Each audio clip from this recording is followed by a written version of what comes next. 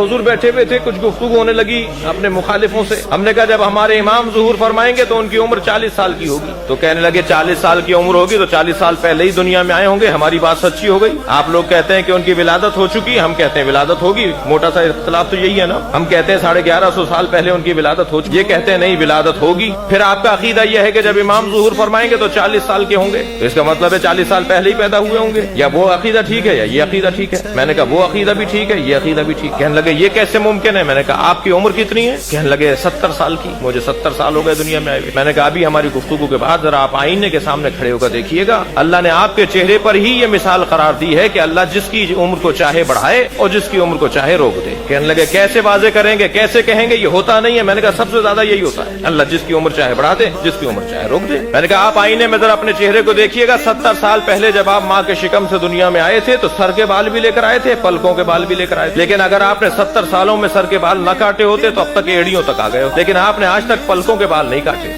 Sir के बाल बढ़कर बता रहे हैं अल्लाह उम्र बढ़ाता है, पलकों के बाल रुक कर बता रहे हैं अल्लाह उम्र रोक देता है। उम्रें दोनों की बराबर, उम्रें दोनों की एक है।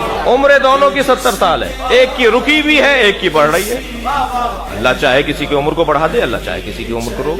बुढ़ापा तारी ना हो। भाई क्यों इमाम की उम्र रुकी रह जाएगी, एक और दलील ले लीजिए। बात मेरा मौजू ये नहीं था लेकिन अच्छा लग रहा है एक दलील और दे। क्यों 1150 साल वाला शख्सियत 40 साल पर रुका हुआ है। क्यों? इसलिए कि इमाम ज़मान कहते ही उसे हैं जिसपे जमाना असर न करे।